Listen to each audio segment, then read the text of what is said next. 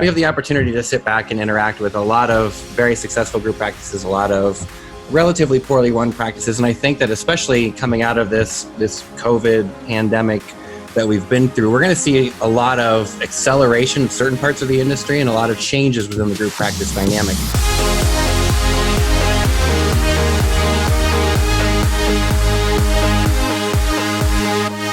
Hey everybody, what's up to the first official episode of the Expansion Podcast. I am one of your hosts, Josh Scott. And I am the other one, Joshua Swearingen. Nice to be here and to have you here. This is a show where we're going to be talking about group practice, entrepreneurship, dental profession. Yeah, scaling and building a dental group practice, all of those types of things. And really, quite frankly, a lot of things that Josh and I are just passionate about. We've been friends for a good bit of time and we know each other well. And we like to talk about tequila and family time and all kinds of things like that. So if you're listening to this, you're kind of along for the ride. Yeah, no, I love it. Tequila and family time. It's two things that usually go together. Especially over the last, 6 weeks or so. They seem to increasingly go together. Yeah, 100%. Episode 1 here is dropping just as we're into officially week 7 of stay at home, shelter in place, quarantine, whatever you want to call it. Practices are just starting to reopen. I mean, we're here in Ohio and the green light is Monday. So that's the context of dropping episode 1. Some people are writing a book. We're starting a podcast. That's right. So that's right. Why, before tequila, why expansion? Why did we decide to start this? I guess I'll take some responsibility for dragging Josh into this. We decided to put together a group practice event last year that was primarily focused on small and emerging group practices. And those doctors that have 1 or 2 locations and maybe trying to get to 5 or 6, or maybe have 5 or 6 and are looking at getting to 10 or 15, somewhere in that range. And what we've kind of run into over the years from just a practice management background, which is primarily what I have, and then a marketing and practice management background that Josh has, are a lot of these small organizations that are constantly hearing the drumbeat that they're supposed to be expanding, they're supposed to be adding sites, they're supposed to be building scale, and that's how they're going to compete in the marketplace moving forward. But they don't really have a lot of the tools to do it. And so we put together a good group of kind of nuts and bolts speakers for an event last year, had a really, really good turnout at our first event. And as we talked about it more and more, and we had a lot of really, really good feedback, we thought we would kind of segue that and pivot into some type of an offering that brought both all of our passions together and allowed us to talk a little bit. And you know what, quite frankly, there just aren't enough dental podcasts these days. No, so, it's an untapped market for sure. Yeah, we felt that we needed at least one more dental podcast. Yeah. No, great event, had a ton of fun. And then the demand was so overwhelming. We felt like we needed to get this out there. No, but seriously, we felt like it was a good brand. It was something we wanted to get more into. The group practice space is going to do nothing but grow, even post-COVID.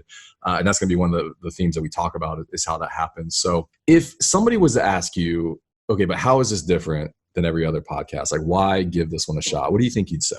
I think that really, really focusing on a lot of the areas where we see group practices failing will be one of the things that we do. We have the opportunity to sit back and interact with a lot of very successful group practices, a lot of relatively poorly run practices. And I think that especially coming out of this COVID pandemic that we've been through, we're going to see a lot of acceleration of certain parts of the industry and a lot of changes within the group practice dynamic and how group practices and DSOs are operating in the space. So we're both relatively well-versed across a pretty broad spectrum of how practices operate. So you're not going to see a lot of content from us that is very singularly focused on specific areas. It's going to be, if you're looking at doing this, how does that impact the rest of your operation? And how do you plan for how that reverberates through your leadership team and this and that and the other? So yeah. For sure. So intro is a little bit longer than normal, so thanks for sticking with us. But tonight's episode, we really have two segments we want to get into. Number one, we want to talk about the reopenings. Dental practice, starting that, we'll kind of go a little bit state by state, but talk you through some of that. And then secondly, we're going to do top 10 predictions for the dental profession post-COVID. Things we're seeing. Awesome.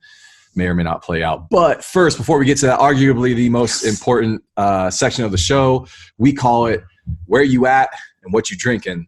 So first, where are we at? We are at Studio 88, which is Josh's marketing studio. It's a fantastic space, really cool area are we Gahanna or New Albany? Technically? New Albany. In New Albany, Ohio, northeast of Columbus. Really good spot. Yep. And technically there is a stay-at-home order still in place, but we're here. Yeah. And what are we drinking this evening? We are drinking some Don Julio 1942. And this is one of my favorite tequilas that has ever been made. It is aged in vanilla charred barrels. So when you're sipping it, it leaves a really nice vanilla finish on your tongue.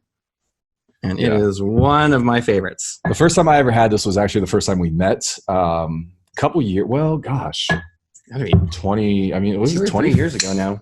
It was like 20. I had just, well, not just started. This was probably the year after, 2015. No, I think it was closer to 2017. I'm thinking. I think it's only been 2 or 3 years. Really? Yeah. I don't feel like that. It's felt like a longer time. It's felt more significant. It was instant chemistry at the pub. No, but we got together at a bar downtown, and before you were leaving, I don't know, somehow this came up, and you were like, "You never had it?" I'm like, "No." And so you ordered 2 shots of it, but you're like, "You can't shoot it. You gotta sip on it," and it was definitely a life-changing moment. So cheers, bro. All right, segment number 1. Let's talk dental practice reopening. We're here in the state of Ohio. Governor DeWine Monday officially released regulations for dental practices, gave the order to open. They're allowed to open on Monday. This week, though, I know Texas for sure, Atlanta, I think South Carolina. I think Texas opened a couple days ago, didn't it? Yeah, a couple days ago. Yeah. So obviously, we're just at the initial phase of practices reopening. Yep. Yeah.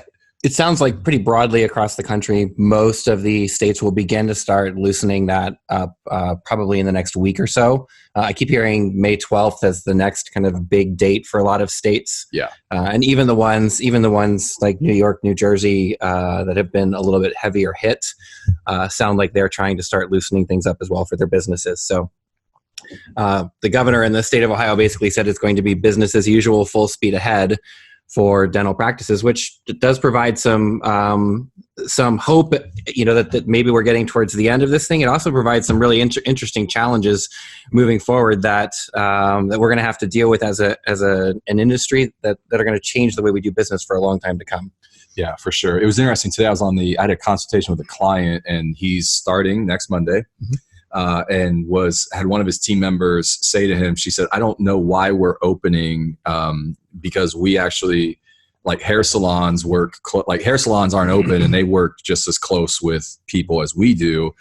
And it was a whole conversation about dentistry being an essential business. Yeah. Like, where are you at with that? Because I think some of that's been an interesting conversation watching this. I think that the biggest fear going into this was that, our emergency rooms and hospitals were going to be overwhelmed with patients. Now, on the backside of it, that hasn't been the case. We haven't really seen that in any marketplace, even in the worst hit ones. But that was the thought going in. And I think a lot of the focus on allowing dental offices to be essential businesses and remain open, specifically for emergency patients, was to try to triage some of those patients away from the emergency room that could be helped by the dental offices. So on one side, I think you had to keep them open for that reason, believing that there was going to be just a mass group of people that were going into the emergency rooms. On the other side, I do think that they did a good thing in shutting down hygiene and allowing that to run its course and reopening it now. Yeah. I think it's an interesting conversation, because I felt like when all this first came through, it was like, hey, you can only be open for emergencies. You can see emergencies, but postpone any elective treatment. And I think, look, dentists hate emergencies. Mm-hmm. Like, it wrecks your schedule. It just is an inconvenience. You have to deal with, like, people looking for prescription meds. So I think there was a lot of practices out there that were like, oh, emergencies only? Like, okay, peace out. Like, we'll come back when all this, like, resets, Right. At the same time, I'm like, dentistry it's always been an essential business. I think it always was through this. It was just like, hey, don't do elective procedures. But I don't know that the stance was always like, hey, dentistry is essential. We're here to serve the community. We're here to help you. And so I think that was, like, really interesting, especially coming from a profession of doctors who always who always want like the same respect from, like, we're doctors too, like from the medical industry, right? But then when a health pandemic comes up and it's like, okay, peace out, we're shutting the doors. I'm kind of like, man, you get it one way or the other, but you know, step up. It's an essential business. Like, this is your time to be a leader. Yeah, no doubt. So I know you've had a lot of experience with practices across the country. What are you seeing with those that weathered the storm well? Yeah, I mean, I think that you had a lot of offices that, and rightfully so, shut down, and they may have seen emergency patients. They may have, taken emergency phone calls and things like that, but they certainly weren't marketing. They weren't maintaining reasonable hours, anything, at least not on any ongoing hours or anything like that. So we've seen a few pockets around the country where you have practices that have performed really relatively well, and in large part, what we're seeing are those offices that were comfortable doing oral surgery procedures. So you have oral surgeons that many of whom remained open and remained relatively busy, and then also general practitioners who were doing extractions, handling endo, specialty procedures like that, remained relatively open. I think there's a huge difference. I think this is a really, really good setting of the bar for some of the leadership capabilities of some of the dentists in the communities, because you really saw the practices who had strong leadership, both from the dentist and from management in the practice as a whole, were communicating well with team members, were helping them walk through either the furlough or layoff process if that were something that had to happen. We're working through the schedules, trying to bring people in, and then communicating, what was going on from a day-to-day basis, from a human resources standpoint, and things like that. So I think you saw a really significant separation in practices on that front. Yeah, for sure. I think the guys that were agile and could adjust are definitely the ones doing better. I mean, yesterday I was on a phone call with a practice in Long Island, and she said every day they're getting 4 to 6 phone calls. And when the patient's calling, they're like, "Oh my God, you're open!" Like, nobody's picking up their phone, nobody's answering. Like, can you see me? I'm in pain. And so like that's happening because dental practices just aren't open. But I think the people that stayed open and just adjusted, like restaurants right now, the guys, do you know the Refectory here in town? Yeah. So I mean, high end kind of a French restaurant, known for their like just in restaurant experience, pivoted. And they're doing all kinds of like takeout meals and pickup and selling wine and all that stuff. And I'm like, that wasn't their model. Yeah. I mean, they weren't doing DoorDash. They weren't doing like much takeout. Right. I know those guys somewhat well. And I love that spirit of, okay, this is what we have to work with, or we like risk losing the restaurant. Yeah. And so I think that, but what I'm watching going into this next phase is I think the guys that do the same thing. So here's what I'm saying. Most practices are going to have May and June, like full schedules when they reopen, and yet they've got 6, 7, 8 weeks of existing patients to rebook. Yeah. If they go, well, normally we do half day Wednesdays and we're off Fridays, they're going to have a hard time like getting through this. Yeah.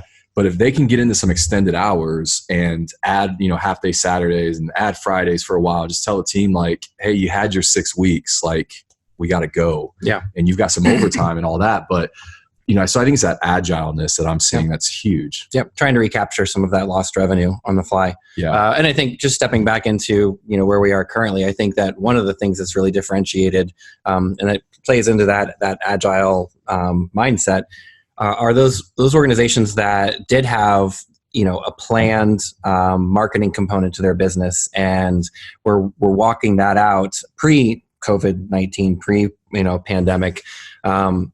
As long as their communication was good, many of them were able to pivot, change their message, and capture a lot of those patients that were out there floating around. I've talked to several doctors over the last probably 3 or 4 weeks who their new patient numbers are through the roof. They're absolutely astronomical. Now, how much of that they're going to be able to hold on to, who really knows? But the truth of the matter is that when, just like Josh just said, when patients were out there and in pain and needed help, there were certain organizations that were open, that made it well known that they were opened, that they were taking patients from other dentists to treat them. Yeah. So yeah. And I think that's going to say a lot in where those patients ultimately end up. Yeah, for sure. And I think like, look, when this first started happening, like that Monday when everything shut down, and even a little bit before that, how many emails did you start getting from companies? You're like, I haven't even heard anything from you in like years. All of a sudden I'm getting like a COVID response email.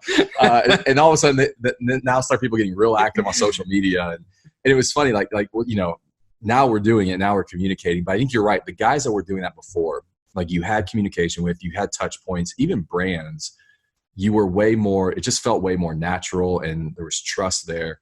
Whereas the brands that were reacting or even overreacting and now trying to like market and communicate, you know, didn't quite feel as right. I know most practices are going back. I was curious to see what the regulations were going to look like. For the most part, it looks like it's just the proper PPE, yep. all the P's right now.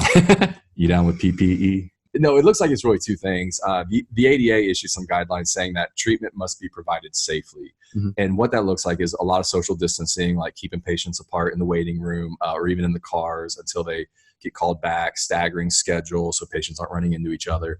And then just the appropriate PPE. They're recommending, it's not required, but recommending the face shields and yep. Gowns. And I mean, really a lot of the stuff that's been recommended for a long time, they're actually looking at probably implementing on a broader scale and enforcing. Yeah. I think the hardest part about all of this, I think that, you know, most of your dentists are business owners or have some stake in, you know, if they're group, whatever, most of your dentists are business owners. So I think they all want to get back to work. I think that's pretty widely circulated. I think the big challenge is, you know, you have staff members that are off that are kind of going to have all different types of opinions, and there's still a wide variety of opinions out in the marketplace as to whether we should be loosening up, you know, some of these stay-at-home orders and what that looks like. And again, getting back to strong leadership, I think understanding that every person is going to be having their own individual opinion and their own set of circumstances, because, you know, when you have if you're reopening full boat and you have, you know, certain industries that are opening and certain industries that are not, you've got family members at home, you've got kids that aren't going to school. There's just a lot of things to figure out. And I think that what's going to be especially challenging for these early industries that are opening up during this, or at the back end of this crisis, will be how do they navigate really those familial situations almost more than anything. Yeah. What do you say to a team member that says to you, you say, hey guys, so excited, we get to reopen next Monday, May 4th. We got the PPE, we've got everything set. And the team member says, I don't know that I'm comfortable coming back Monday. What do you say? I mean, that's definitively out of my wheelhouse. That is very much in the human resources arena. What would you personally say to that? So don't give me the like. Listen, you're gonna suck it up and show up. I've been waiting 6 weeks to open this practice again. Yeah. You better. We have hemorrhaged for that long. Oh my gosh! Yeah. I think I would be really frustrated, but I think the challenge is you have to be able to step back and understand that everyone's coming at it from a different perspective, and especially in a situation where an employee's safety, from their perspective, they feel like their safety may be at risk. You have to be able to step back and say, okay, if you're not ready to come back, you're not ready to come back. Now, the human resources side of that is, if technically you've offered them work and they turn it down, are they still eligible for, you know, unemployment, things like that? And I don't know what the guidance has been. My understanding of what DeWine said a couple days ago was that they were pushing to have it continued for people that were not comfortable returning to the workplace. So we'll see what happens there. But no, I think it's interesting. I think this is definitely going to be a moment of staff.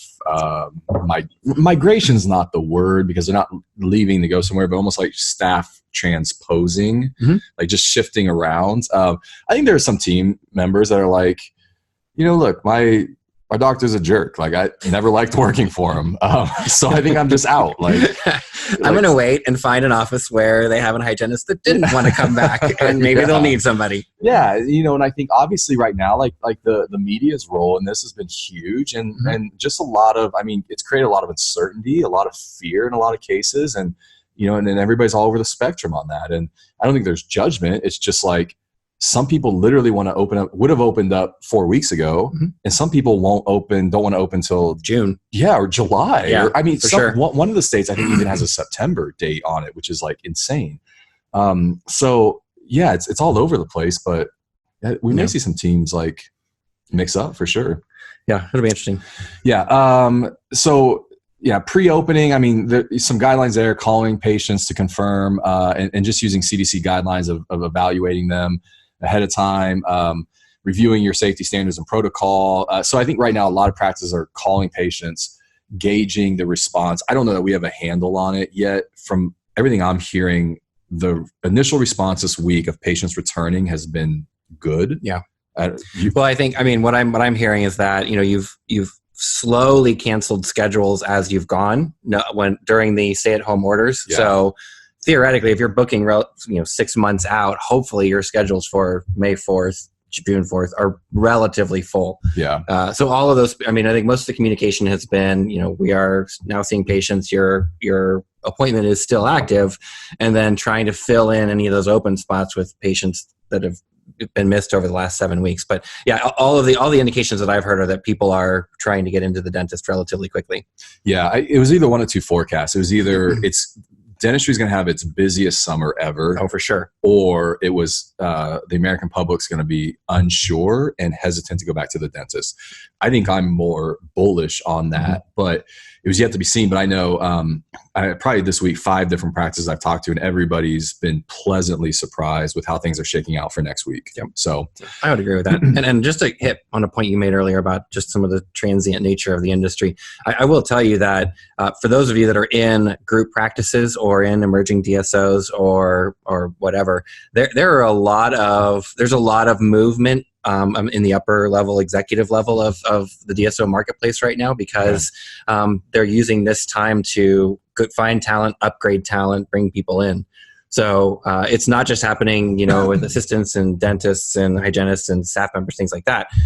It's happening at all levels of corporate dentistry, and we're seeing a lot of movement right now on the higher level echelon players. Yeah, that's interesting. I feel like, man, and that's a whole nother. Gosh, we could do a whole episode on that. Oh, for sure. Which should be maybe number 2 of just how it's. This is a little bit more on how it's affecting the profession, but how it's affecting groups and DSOs for sure. Absolutely. But yeah, I know a lot of our practices next week. It looks like most of it is, that kind of detailed pre-screen on the phone, taking temperature of the patients when they come in. I think some of that whole kind of medical protocol is going to get brought into this for sure. Just staggering patient appointments. To limit exposure, limiting unnecessary companions in the building, maybe having people wait in the car. I know some practices are doing that, some are not. And that's not a requirement, but a lot of people are removing magazines, cards, toys, anything you can touch from their waiting room. Yep. Installing, I think it's not funny. Plexiglass everywhere. Plexiglass everywhere. I had 3 or 4 conversations with friends of mine who said they were on their way to Home Depot to buy plexiglass. Yeah. I was like, sounds like a fun day. Yeah. It's more than I have planned. Everywhere I go, like I was at Home Depot and they got the plexiglass set up. I went down last week we get pizza down here at Eagles in New Albany and had the plexiglass and a blue piece of tape is like stay behind the tape and you're kind of like leaning, like stretching to get your credit card up there. I was at the grocery store the other day and I just wasn't, sometimes I wander around in my own world not paying attention, and I wasn't paying any attention and the plexiglass was there and I found myself like talking around the plexiglass, positioning myself around it to talk to the person on the other side. Right. I know. So and then awkward. Maybe it was Eagles Pizza. There was a sign there that said, "Do not step to the side of the plexiglass." So it's like we install plexiglass, people step to the side, and then we put a sign up that says, "Don't do that." That sign was for me. Yeah. Man, I did the same thing. It's we have a practice. He was telling me he installed a door between the waiting room and the operatories. Like it was just open, walk back. And stuff like that, if I'm being honest, would drive me crazy because I'm just more minimal in my approach. I don't want that, in communication, like what you're trying to do is remove anything that separates you, any type of barrier. So you just want to be able to communicate face to face, human to human. And so it reminds me, it's almost like full circle. Like dental offices used to have the sliding glass. Yeah. Yeah. And then we got rid of it because we're like, the human interaction is more important. And now we're like putting it back. Yeah. So that's a really interesting concept because when we talk about doing high level dentistry, high end dentistry, getting beyond kind of the drill and fill into some of the more aesthetic things and implants and things of that nature, which are significant revenue drivers for a lot of those practices and significant profit drivers for a lot of those practices. How much will implementing some of these protocols diminish the ability to make that interpersonal connection, which is such a huge part of getting helping the patient understand that they need it, that they can afford it, that they can finance it, whatever that looks like. Yeah. I think it'll be a really interesting dynamic that will play out. And quite frankly, we talk about all this stuff, and there's really not a whole lot of direction coming down from the ADA. And they've throughout this whole process, they've been kind of a not a dragging force, but a trailing force in all of this. And we don't really have any idea of what it's going to look like when the dust settles. Yeah. This is a really great conversation. This is why we're doing this podcast, because dentistry has been very self-complimentary. Yeah. We are so smart. You're welcome. You that are here, you're welcome. You can thank us now. No, this is a super interesting conversation, because I feel like dentistry has pushed that even more than medical, like that human aspect to it. Dentistry has been so good at trying to bring that in and remove the obstacles and create this like human to human profession. Which is something we're passionate about here, and just how we market, like connecting with humans, speaking human. Dentistry is a beautiful serving human profession. And some of this feels like it could be even taking a step back, because now you got a face shield on, you've got plexiglass at the front desk. And I think for me, part of that's hard. But I think it's figuring out like, okay, how do we do this? How do we connect with humans through PPE and plexiglass? I think it's a really interesting, like you just said, it's a really interesting conversation. I think it's a really interesting conversation. I think that that's going to be a challenge that we're going to be facing for the next couple of years. I think what you're starting to see is more of a concerted move towards almost a medical environment, where you have some type of medical certification, like a triple AHC, which is a hospital certification. You'll start to see dental offices, which there are a few now that have it, but you'll see more and more dental offices getting certified as medical centers, things like that, which is all about sterilization. And quite frankly, I think that a significant amount of that relationship building is going to fall on you, Josh, and on marketing. It's going to be about, how do we make this procedure that is now more medical than it's ever been have that human flavor to it. Yeah. So I think that's the challenge. No, because I think one of the really interesting conversations is just the implementation of COVID testing, and how doing that at a dental practice level makes a lot of sense because of just the routine preventative nature of it. Yeah. I mean, dentists interact with the patient population more than medical does for the most part. So as soon as testing gets implemented, now, I mean, we're almost completely crossing over into like just uncharted territory. Sure. I mean, you're already looking at taking, and this transition has been going on for a long time. You're already looking at taking blood pressure, and we know that there's the mouth body connection. And I mean, there's all these studies that tie it all together. I think that we're just now seeing, and actually, I think one of the most interesting parts of the last 6 weeks are seeing how the medical and dental community have, to some extent, worked together, and what that could potentially look like down the road. But I think it could be really, really interesting, and I think this could be a huge growth opportunity for the dental industry if they have the right people at the ADA advocating for them. But think about how many of your patients have dental insurance that covers 2 visits per year, but they only do 1. Yeah. And what would it look like if all of a sudden there was some type of legislation indicating that at least 1 time a year they had to come in for testing, or maybe you get them tested. If you're really trying to track this and you're really concerned about it, maybe they part of the process is they come in twice a year for testing, and that can either be through their primary care physician or their dentist. Yeah. All of a sudden, you've got patients that are coming in for preventative care more and more on a more regular basis, which is better for the patient. It's certainly better for the doctor and better for you, and it allows us to isolate and determine where these kind of pop-up events that they're talking about with COVID are going to happen or are happening. Yeah. No, that's a great point. So what do you see what's your forecast over the next couple months? What do you see happening? What practice is going to look like? I mean, I think it's going to be somewhat hit or miss for the next probably 6 weeks or so. I think that, I don't want to let my personal political beliefs get in the way of this, but I think the more information that comes out, the more we are beginning to see the full picture of this and realize that we have very clearly defined risk categories. We know the areas that we need to be very, very careful of. We are relatively familiar with the virus. It being a virus, I'm not I'm not all that confident that we're going to have any kind of a what's the word? Not immunity, but vaccine. I'm not confident that we're going to have any kind of a vaccine for it anytime soon. Just number one, because of the length of time it takes to develop it. Number two, because I think that the virus is going to mutate before then anyway, and it's not going to matter. Yeah. So, I think this is something that we're going to live with. Quite frankly, I think that all of these stay-at-home orders could potentially cause more problems further down the road than had we just allowed it to kind of play out a little bit. But from a business perspective, I think that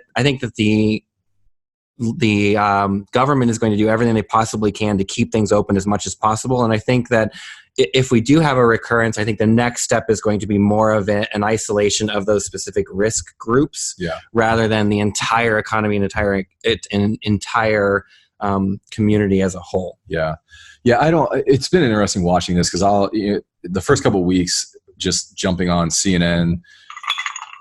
Am I allowed to have more? Oh gosh, yes. I know this is like premium. Oh, you are a premium friend. I feel like I set that up. Like, what are you supposed to say? No. I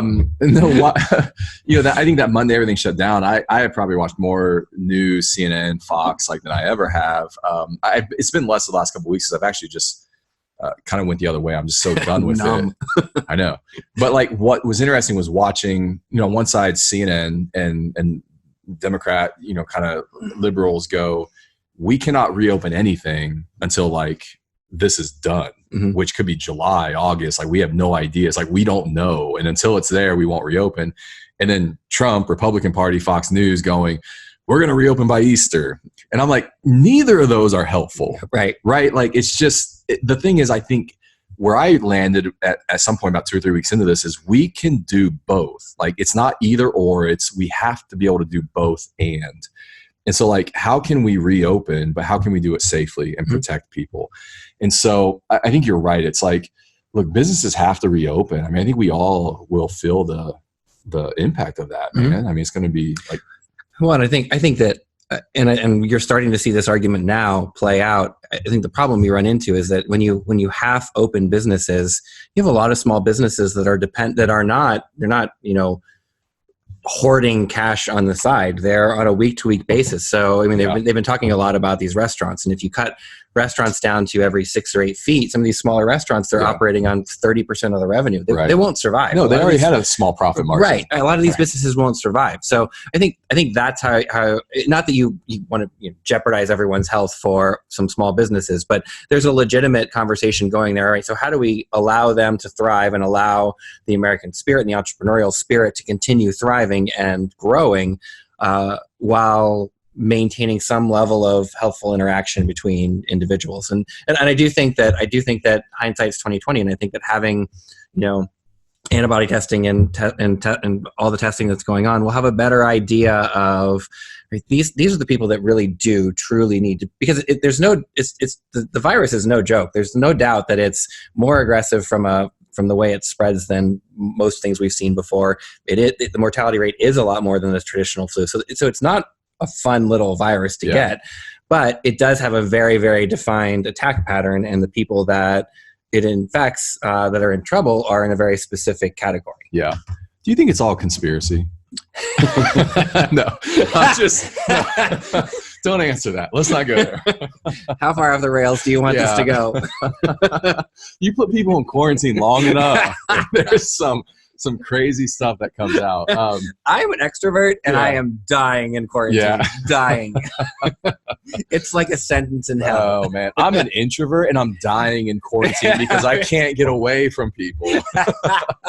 So it's both. One of the things this last week we developed kind of some communication guidelines for practices right now, what should you be saying on social, what should you be saying if you're running ad spend on Google and Facebook. I think you should. It's the exposure is just off the charts right now, but what should you be saying? And earlier today I was on Dental Intel had their conference. They've got a 2-day conference going on, and I was one of the speakers for that, but I went through here's kind of 4 topics that I think practices in the next couple months that I'm foreseeing that are probably relevant topics, whether it's social, whether it's ad spends, whether it's just communication to your patients.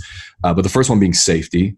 I don't think that's going anywhere anytime soon. No. Like the next 60, 90 days, anything you can communicate safety wise is important. We had a practice. He's actually doing little micro videos on social about the PPE and the air filtration system they're bringing in. And because PPE is kind of scary. Like it looks, if you get somebody really dressed up in PPE, you're like, whoa. Yeah. And so now you're going to walk like into something out of the movies. Yeah. And it's like something out of Chernobyl. Wow. Yeah. I mean, so No doubt. It's you're going to terrifying. walk into a practice and somebody greets you and it's like, can't shake your hand, but like they're dressed like that. So, but like, look, take like doing a video about it ahead of time takes that scariness kind of out of it. It's almost like just address it and get through it. So safety. Would you make it as granular as maybe having a staff member do a walkthrough of, you know, this is how we put it on, this is how we take it off, like almost like a comical, like, I think that's a great idea. Like, don't like just messing around with it. Yeah. Like it's going to be awkward. Don't like try to get around that. Just embrace it. Like, almost prep people beforehand. Right. Yeah. So I thought that was great. That's a good idea on his part. The whole conversation of dentistry being essential, I think for me if I had a practice, I would make that a topic over the next 90 days of dentistry is essential. Your oral health is essential. Your oral health plays a huge role in your immune system. Like that's why this is important right now. So that the third was availability to new patients. My forecast, I think we were talking about this before the show, or did we talk about it on the show? I don't know. I don't know. I think it was rolling the whole time, wasn't it? we're 2 glasses of Don Julio 1942. I think most practices are going to be. How good this is lately? It's so good. It's better the more you drink. No, it's so good. I think most practices now, their schedules are going to be full. They're rebooking 6 to 8 weeks of patients. The tendency is going to be to just lose all those new patient blocks. Yeah. And the fact is the market has a backlog of all these new patients that are going to try to get into practices. And so having availability, communicating that we're here, we're taking new patients, we're seeing new patients, please call us, I think is huge. And then the last one for me is affordability, communicating that. Look, you can have an ad spend, like Google ad that's like affordable options for urgent dental care. Like, why wouldn't you? And I know a lot of practices right now are self-financing. Figure out what your number is. Maybe it's 500 or under, or 1,500 and under, but self-finance that over 3 to 6 months. But then make sure you have other financing options in place above that, care credit or whatever. But I think financially that's going to be a sensitive subject. Yeah. I think you hit a couple of points there that are really, really interesting. One is, you mentioned at the front end, you have doctors that are marketing that, we brought in this new filtration system. This is the type of things we're using, blah, blah, blah, that kind of stuff. I think the flip side of that is you have a lot of, and this is the reality of the industry, you have a lot of older clinicians out there who have facilities that have not been updated in a really, really long time. Yeah. And all of a sudden, you're going to have patients that are going to be fearful of going into a facility that they deem as potentially not clean. And it could be state of the art, but like the aesthetics of it will say otherwise. Absolutely. 100%. And depending on That's how, brilliant. and we really have no way of knowing how the ADA is going to, whatever the CDC is going to determine what the actual regulatory requirements are for these facilities. But I wouldn't be a bit surprised, and we talk about this on my side of the industry, the mergers and acquisitions side of the industry. I wouldn't be a bit surprised if we get further out 6 or so months and those regulations roll down the pipeline and you've got a lot of doctors with older facilities who just aren't interested in putting the capital into upgrading their facilities so they're up to par. Yeah. And I think you're going to see a lot of that, which on the flip side of that, and Josh and I have talked about this a couple of times, if you're building a new practice or starting a new practice, one of the things you should be marketing like crazy is the latest and greatest sterilization techniques you're using and things like that, because that is on the patient's mind right now every single day. Yeah. No, it's funny because my experiences in the past, doctors would buy a cone beam. And they're like, Josh, I bought a cone beam. We need to put this on the website. How do I market it? Yeah. How do I market my cone beam? And I'm like, that's amazing. It kind of feels more like standard of care, but we can put that up. And they're like, do you know how much I paid for this? We're going to market this. There is a marketing play here somewhere. And I think pre-COVID, it was like, I don't know that played. It was like, we're flaunting technology or whatever. On the other side of this, I'm 100%, man, if you put an air filtration system in, if you upgrade whatever, I'm like, document that for sure. Put that 100%. on social, like nonstop. Yeah. even to the point where, you have a section, and you can step in and cut me off here if you want, Josh, but, have a section on your website. These are the things that we are doing to keep our patients safe. Yeah. X, Y, Z, boom, on the way down the list. And talk about, the changes to your business that have been made to make sure that you're checking your staff members, you're checking your patients, you're ensuring that guests of patients, whether if they're allowed in the building or not, depends, but so that they know that when they walk into your environment, it's a sterile environment, a reasonably sterile environment that they can feel safe in. Yeah, I mean, we almost all of our clients, their websites at the top. So the last 4 to 6 weeks, it was a COVID announcement kind of update. Click on it, kind of see their announcement for that. But it's now changing into hey, we're opening safely, but here's the letter, and it kind of goes through. One of the things that we've encouraged our clients that's important is these aren't new changes. It wasn't like you were unsafe, but now you're getting safe. Mm-hmm. We've always been a safe environment. However, we're adding X, Y, and Z to the mix for sure for your safety, but also our team safety, and kind of make that empathetic play too of look, we want you to be safe, but man, I care about my team too. I want them to be safe. So you want to hit some predictions for post-COVID dental profession? Obviously, the one of the bigger changes is going to be what the regulatory environment looks like coming out of this. How is that going to impact the industry? And I think from a couple different standpoints, and if you don't mind me jumping ahead a couple, do it. Obviously this is going to, from our perspective as entrepreneurs, business owners, things like that, this is going to impact your cash flow. It's going to impact your P&L. There's no doubt it's going to have a negative impact on it. And we're not just talking about potentially 2 months of missed revenue or a month and a half of missed revenue or whatever that looks like. We're talking about what happens when all of a sudden your supply costs go up because you're buying 30% more PPE than you ever have before. That's going to be an impact on your P&L. If you're in a group practice and you're private equity sponsored, that you're going to have to be able to tell that story to your equity sponsors, because they're going to want to know why your numbers look like they're off outside of the 2 months that you took off for COVID. So I think that's going to be a big thing. And then also, how are we going to look at staffing? Are we going to be increasing staffing as a result of this for better patient handling and for more sterilization and things like that? Are we going to be decreasing staffing to minimize the potential for spread within the dental office? I think those are all considerations that are going to hit pretty hard. Yeah. So number one, increasing. I just did number 9, so now we're going to go back to number 1. You hit 4 of them, but I wasn't following you. No, you're good. We'll hit these. So number 1, in no particular order at all, but obviously number 1, increase in infectious disease control procedures and safety protocol, similar certification protocols as hospitals, the AHAC.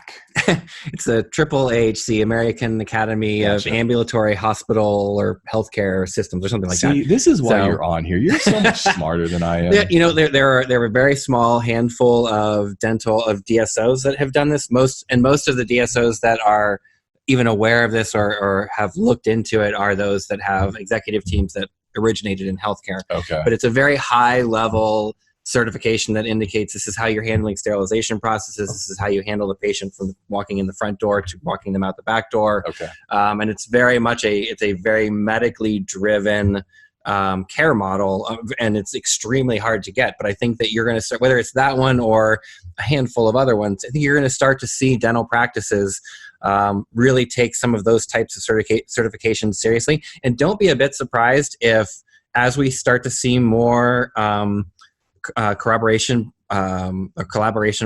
between medical and dental insurance providers, don't be a bit surprised if they start driving this ship a little bit. Yeah, you're going to see some of that voice speaking out in unison, dictating, this is what our hospital providers do. We now want our dental providers to do the same thing. Yeah, dentistry has an amazing opportunity to step up as a healthcare provider for this time as well, for sure. Number 2, never take emergencies for granted again. I think we'll always look back and be like, man, COVID, we were loving it. I mean, we were waking up every day going, please, can I get some emergencies? I was going to say, there are 2 different ways to look at that. One of them is, my goodness, please give me some type of revenue that I can book for the day. I just need a little bit of revenue. And the other one is, please give me a reason to leave the house. I know. It's like me. I go to the grocery store every day for no real reason other than to wander the floor. I know. See if I see anybody there I know. Please, somebody be here. Number 3, CE space migrating to virtual. Look, I think we've proven CE can take place virtually for the most part. For sure. My prediction is I think it's going to spread that gap. Like there's going to be a lot more virtual offerings. At the same time, if we're going to do something in person, it's going to be, the experience is going to become so much more valuable and prioritized. Yeah, and I think you're going to start to see more of a consolidation in that space. I think and we've got a couple of different things going on. I think on a national scale, or I shouldn't even say that, on a local scale, you've got these localized state meetings and regional meetings and things like that. I think that a lot of those, and they're going to hate me for saying this, but I think a lot of those are going to go away because I think attendance has been waning over the last several years. The bang just isn't there. CE's too available online, so getting a good speaker at one of those events is difficult. So I think you'll either see them go away or you'll see them all start consolidating into some of these super regionals, which would be like your Chicago Midwinter, your Greater New York, your Hinman, things like that, California Dental Association, things like that. I think in our space, which is more the group practice DSO space, I think you'll see some of the same types of things. I think you'll see some of the smaller meetings will probably start to fade away, or they'll consolidate into a couple of larger meetings. And I think that some of the larger meetings that are out there will start joining hands with some of the other large meetings, and you'll start to see a little bit more singularized approach to CE. Because I don't think that right now everybody wants to travel. Everybody wants to like go somewhere, anywhere they can possibly go. It's not home. But I think that people are less and less interested in paying for CE and going out of town for things like that. So number 4, I put this one on here, but I'll kind of throw it over to you. But consolidation of baby boomer practices. Absolutely. I mean, I think that, and so we didn't really get into either of our backgrounds at the front end of this. Maybe we'll. But here's my take on it. Okay. And I'll throw it over to you because I'm just like, I thought you were throwing it to me. I was immediately, and then I took it back. I know. I'm like giving you the ball, and I'm like, hold on, let me take it back. My take on it is there's this, you're gonna have this baby boomer population. It's just like, look, they've been through the 80s recession. They've been through the 2001 .com bust. They've been through 2007. They're kind of like, I'm done, right? Like all it took was this, and now if somebody approaches them in the fall or early next year, they're like, yeah, you know what? I think I might be out. We've been talking about it for the last probably the last 2 or 3 weeks a lot. You see. And it's the same thing that happened when we had the mortgage crisis, the financial crisis in, what was it, 2008, 2009, somewhere in there. So that was 12 years ago now, 11, 12 years ago. It's the same type of thing. You see this tremendous market dip, and everybody kind of steps back, has some time to really assess what they have in front of them, their business, what they want the rest of their life to look like, things like that. And, there's no doubt with most of these practices, most of these dentists will come back, they'll start working. I think that once you see the market recover and 401ks recover and that retirement nest egg is put back together and the dental marketplace is accelerating and growing and things like that, I think I couldn't agree with you more, Josh. I think that probably not for the next 6 months, but I would say by the end of 2020, beginning of 2021, we're going to have one of the most robust M&A spaces we've had, even more so than before the COVID crisis, significantly more so, because a lot of those dentists, they're going to, once they get to a point where they can sell and retire, they're going to say, I just don't want to deal with this anymore. Yeah, so, for sure. Number 5, startup boom late 2021. And here's why I'm thinking this, because right now what I'm seeing is I'm talking to these associates that are going, you know what? I don't ever want to not be in control again. Mm-hmm. Associates that got furloughed, and they're just like, forget this. I'm going to start a practice. The truth is it's going to take 12, 18, 24 months to get that like opened. So I'm forecasting a startup boom. I think there was one already. I think this is going to further fuel it. I'm actually really bullish on the startup market coming back. Our practices that are starting July, August, September, I think they're in it could be the most ideal startup environment ever. Couldn't agree more. As practices are packed with their existing patients and new patients have nowhere to go, the startup that says, hey, I'm different and I'm here, and they're ahead of the game on all this. So, I'll tell you what, I think that for those guys that are starting up, you have guys and girls, you have a tremendous opportunity in front of you based on just the market conditions right now. But I'll take it a step further and tie the last 2 points together. Once you pull it together and you I can't tell if you're being a smartass or what. Both. Take it a step further, tie it all together. I think that once you get things moving and you have good patient flow coming in, I think start having some really, really good heart-to-heart conversations with some of the older dentists around you, because there are going to be a lot of opportunities. You've got a perfect storm of dentists that may be tired of dealing with their business situation, maybe in older facilities that they don't want to put capital into updating, and may want some way of taking care of their patients kind of on the way out the door. And some of those smaller, $500, $600, $700,000 practices, $300, $400, whatever they are, they may not be huge targets for group practices or for DSOs, but they may be optimal for building your patient base early on and being kind of a steroid shot in your growth for the first 18 months. No, that's brilliant. And we're taking entirely too long on these topics, but they're so good. Because here's what happened in that 2008 financial mortgage crisis was more land and property consolidation happened than ever. And so I think that's super smart to look ahead and go, especially if you come out of this in a good financial situation, to go, okay, how can we grow? And it may be acquisitions, and it may be just contacting nonchalantly the other older practices in your area and just saying, if you ever want to sit down for breakfast, I'd love to talk to you. Just start there. Absolutely. Absolutely. Go ahead. No, sorry, I interrupted you. No, you didn't. I think you interrupted me. Completely interrupted you. All right, fine. Let me finish my thought. Wait your turn.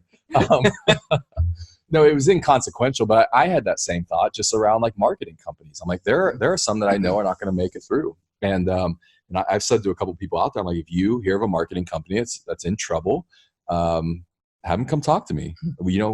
I'd be in a position to pick somebody up, maybe. Yeah, for sure. I mean, most I won't speak for everybody, but most older dentists would prefer to sell to a private practice. Yeah. So maintaining that networking that you're doing with those dentists will be nothing but valuable for you. And quite frankly, I think that and this is getting into a totally different topic than we were planning on touching on today, but so I'll give a really, really brief comment on it. But the M&A landscape is going to change dramatically over the next 12 months. From a working with a large national DSO, we're not looking at picking up smaller individual practices. We're looking at open space where we don't have a presence. We're looking at group practices. We're looking at 3 to 5 locations, probably at a minimum, or we're looking at super practices that are significant. They're extremely large. So there are a lot of these smaller practices where some of these dentists don't have a good exit strategy. And as a young entrepreneurial dentist looking to start up, it could be a perfect exit strategy and retirement plan for some of these older dentists. Yeah. 100%. So, number 6, the emergence of dental professionals as leaders. I think we've kind of hit on that. We have all through this session. Number 7, the return of the sliding glass at the front desk. We're all very excited about the sliding glass. For those of us that love interpersonal connection, it's fantastic. Yeah. No, today, people are talking to me about can we integrate on our websites some type of, they can be in their car but then check in to the practice so that they know they're out there. And we're going to see so much of that go virtual for sure. Number 8, higher business overhead. We talked about that briefly, but I think that everybody has to understand that whenever you're increasing the regulatory compliance and you're handling more PPE and you're doing it the right way and you're doing training and things like that, number 1, your material costs are going to be higher because you're using more of it. And number 2, your processes are going to be slower. So especially those practices that are high volume, highly efficient, are going to have a hard time maintaining some of that. You'll find ways to do it, but you need to be prepared for your efficiencies to drop a little bit and your P&L to take a little bit of a hit. Yeah, those guys that run this highly orchestrated, choreographed.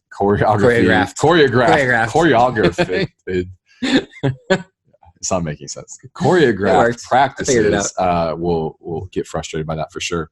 Number 9, increased requirements for basic health vitals.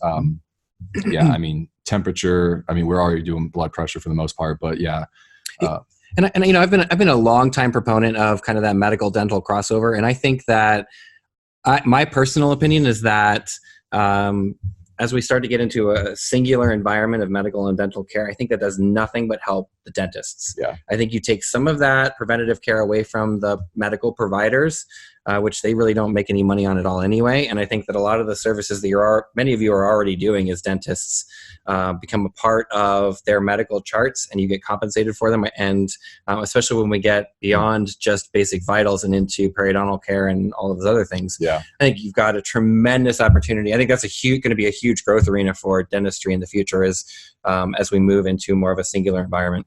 Yeah, I love that. Last, ongoing necessity to step into provision of specialty procedures. What do you mean by that? I think that what we're starting to see is you've got a lot of dentistry that has been commoditized, and I think we're seeing it more and more. And coming out of this COVID crisis, I think the practices that did well were the ones that either were specialists and were able to maintain some level of openness with their patient base, or were general practitioners that could do endo and pick up some of those emergency patients and things like that.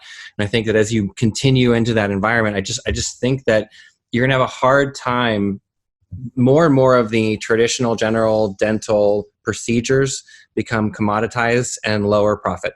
Yeah. So your cleanings and all of that, as your reimbursements are not going to go up for your cleanings, but your PPE is, and the time it takes to do one is going to. So you have to be able to offset that, and it's going to be very difficult to offset that if you're not offering specialty procedures, quite frankly. Yeah. So no, that's a great point to end on for sure. Yeah, so. Good stuff. Guys, thanks so much for sticking around. This has been episode 1. It only took us an hour and a half to get through it. No, I know. I mean, if nothing else, like, I don't know. I was like, we have such great conversations. If we recorded this, it's self-serving because I'm like, I love sitting down and talking to you. Yeah, so likewise. Because you're so smart. I just ask questions, get this guy talking. But next episode, I think we definitely should do something a little bit more specific, focus on the group practice space, especially post-COVID. Sure. For sure. Have we decided how often we're doing these? I think we're going to shoot for monthly. Monthly? Okay. Yeah. Awesome. Let's do it. Awesome. So we've got a month. So we'll have some clarity on what's going on right now by then. So we'll do a nice little COVID update, and hopefully it will be very short, and everybody will be back to work by then. Yeah. For sure. Yeah, we'll work on some good topics.